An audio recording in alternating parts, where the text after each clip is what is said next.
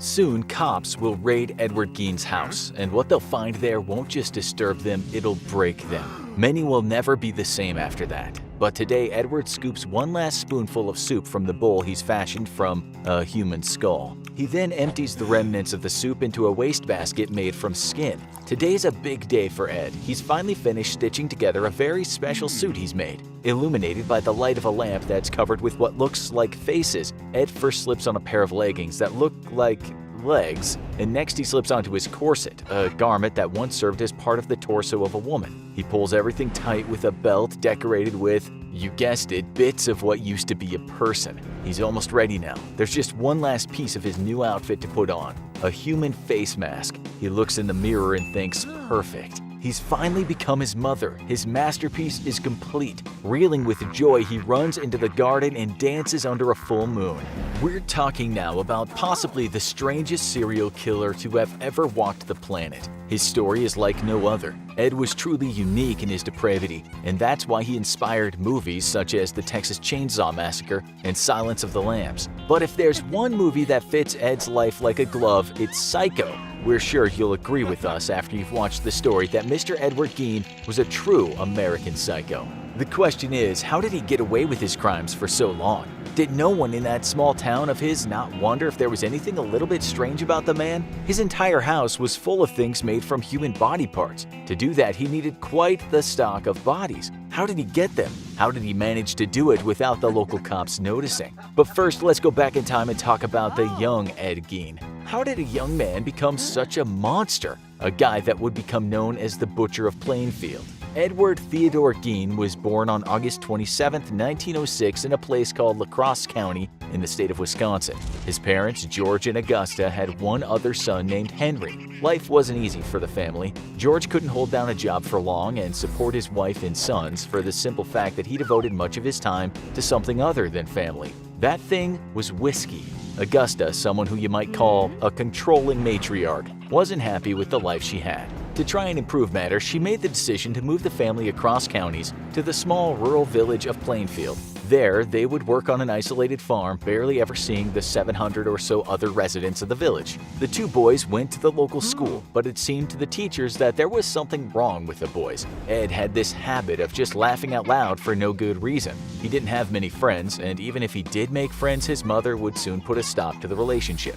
You see, to understand Ed's later behavior, you really need to know a thing or two about his mother. She might have had an alcoholic husband who often returned home stinking of demon liquor, a man who could barely put food on the table. But she was no angel herself. She not only despised her own husband, but she despised everyone besides her kids. The only reason she didn't ask for a divorce was that it was against her religious beliefs. When not in school, both Ed and Henry weren't allowed off the farm. Augusta's reasoning was that most people were evil. She preached to the boys daily about the depravity of mankind, reading chapters from the Bible about the fires of hell awaiting most folks. She told her kids that those who take to the bottle will meet with eternal damnation. She told them that women were loose, that they couldn't be trusted, and that they too would one day have a date with the devil. Of course, Augusta said she was not one of those women. She was moral. She had committed herself to God. Her Bible was her blueprint for life. We don't need to tell you that this kind of overbearing mothering isn't great for kids,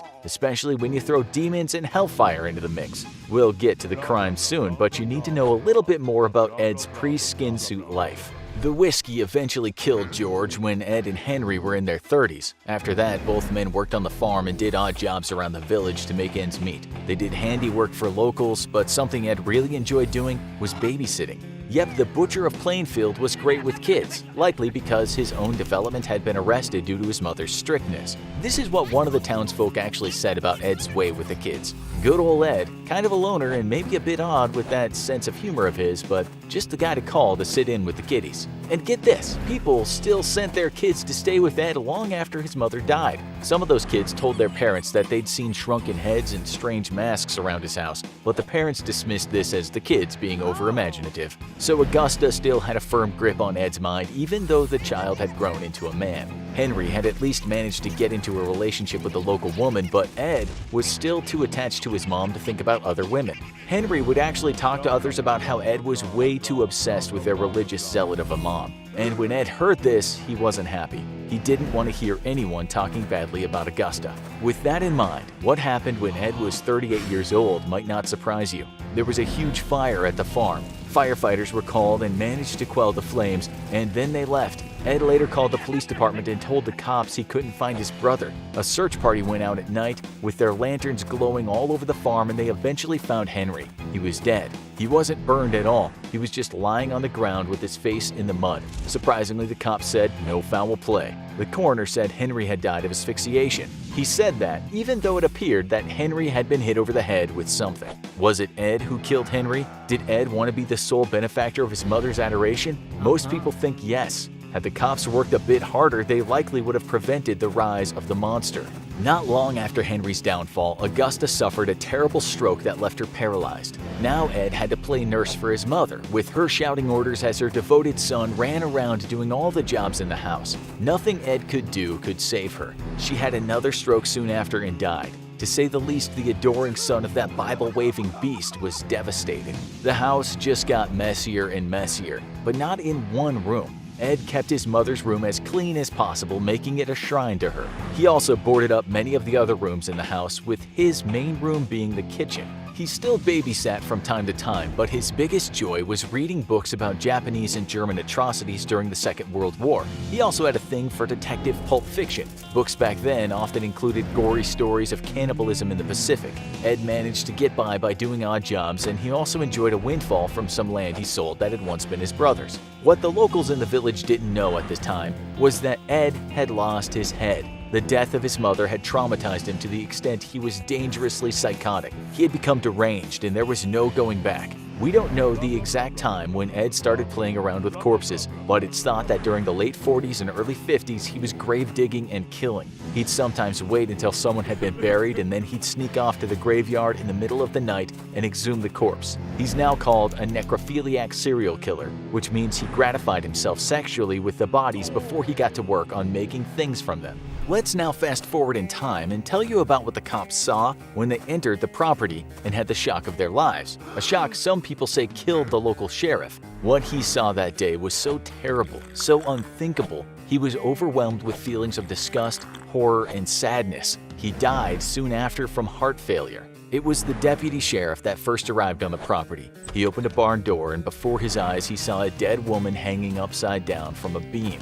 To him, she looked like an animal that had been killed and was in the process of being butchered. She had already been split down the middle, and her internal organs had been removed. It was enough to make the cop vomit on the spot. Her head had been removed, and the tendons in her ankles had been cut and a rod thread through them. It sure was a sight to behold. Worse still, the police found her head in a burlap bag. Ed had driven a nail in each of her ears and fastened a string to them as if to make a kind of hanging trophy.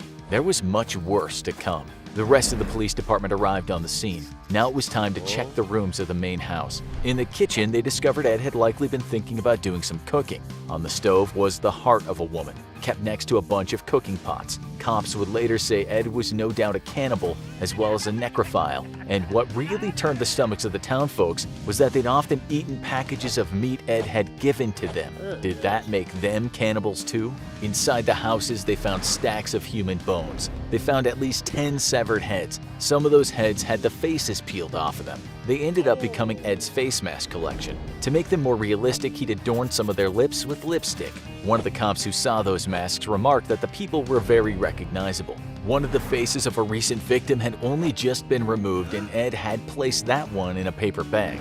The cops weren't anywhere near finished with their search. They found the skin wastebasket we told you about. They found chairs with human skin coverings. There were skulls with the tops sawn off, female genitals stored in a shoebox. They found noses, lips attached to a drawstring, female fingernails, a human skin lampshade, skulls on bedposts, and of course, Ed's pièce de résistance, his human bodysuit replete with the breasts of a woman. So after his arrest, how did Ed explain himself? He admitted that he robbed the graves of women. He wanted his mother back, and making things from the body parts of women was kind of like having his mother around all the time. By making a woman suit, he could actually become his mother. It turned out that those kids had been right, and indeed Ed had kept shrunken heads in his house. One kid, a 16-year-old who sometimes went to see ball games with Ed, said Ed always had told him the heads and faces were all stuff he'd collected that had come from the Philippines. That wasn't true. They were all local women. Cops did wonder how a man could dig up a grave all by himself in just one night, but when they went to the graves of the victims, sure enough, the women or most of the women were missing from their coffins. Occasionally, Ed would take what he needed from the body and later return the body parts he wasn't interested in. So, what led the police to Ed's house in the first place?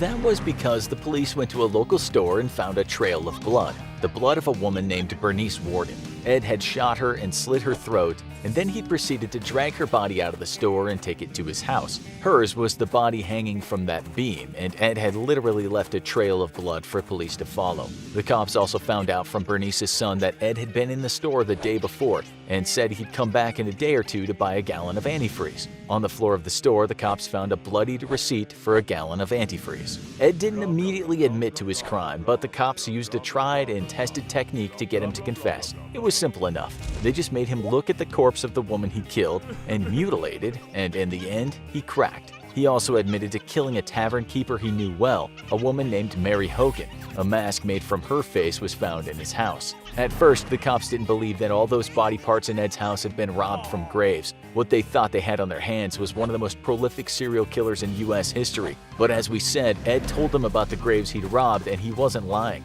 He also said he only killed people when the ground was so hard from the cold it made exhuming bodies impossible. He guessed his grave robbing lasted from 1947 to 1952, and he added that at times he'd been helped by a man named Gus who stopped helping Ed when he was forced to live in a home for the elderly. We probably don't need to tell you that the Wisconsin State Crime Lab had never heard a story like this before. At first, Ed was reluctant to open up to investigators, but the longer he was with them, the more he talked. They listened as he explained the thing he liked to do the most was put on his tan skin suit, don one of his face masks, put female sex organs over his male sex organs, and then run around in the garden, especially when it was a full moon. That may sound about as crazy can get, but with only 2 murders under his belt, how come Ed Gein is called a serial killer? Isn't it 3 or more kills that gets a person into the serial killer hall of infamy? Well, it's generally thought Ed killed quite a few more people. Remember, he lived in a pretty remote area, and so we can tell you that other people went missing around the places where Ed frequented, and well, the cops thought he likely was behind those disappearances. Police found the genitals of girls in Ed's house, and it's now believed that they belonged to some missing local girls. It's also believed that Ed was behind the disappearances of 2 deer hunters who left the Plainfield Tavern one night and were never seen again. One of the missing men's jacket and his dead dog were found on the Gein farm. The judge who presided over Ed's trial later wrote that there was little doubt Ed had killed more than 2 people. That judge found Ed not guilty by reason of insanity and sent him to serve out his sentence at Central State Hospital for the criminally insane. It's actually quite unusual for serial killers to receive this verdict, but we don't think many people would disagree with the judge in this case. Ed Gein almost certainly had a case of what's called the Oedipal complex, a psychosexual condition in which a child desires his parent of the opposite sex. Ed's mother's fanatic talk of God and the devil and telling her sons that all women were bad except for her no doubt was the foundation of Ed's obsession with her and his exclusion from other women. He actually told the police in what they said was a chatty way that he was also obsessed with the power of women, but unable to actually be close to a living woman. He decided he'd surround himself with dead ones. He told police his victims were usually quite plump, just like his beloved mom. He always denied he had intercourse with the bodies, saying they smelled too bad. The cops didn't believe him, but were taken aback when Ed told them he took great pleasure in skinning women. The police said what was surprising was the cheerful, matter-of-fact way he spoke. It seemed to them as if Ed felt he hadn't really done anything wrong. Ed Gein died from lung cancer and respiratory illness in 1984 at the age of 77. If there is such a thing as an afterlife, he's probably quite made up since he's buried with his mother. There's just one problem though. Henry also takes up space in that plot. As for that old farmhouse, the building that was the inspiration for the house in the movie Psycho, it was burned down in 1958 while Ed was serving time. It was no accident, of course, but no one was ever arrested. When Ed was told his dear mother's house was gone, that his childhood home had been destroyed, he replied, "Just as well."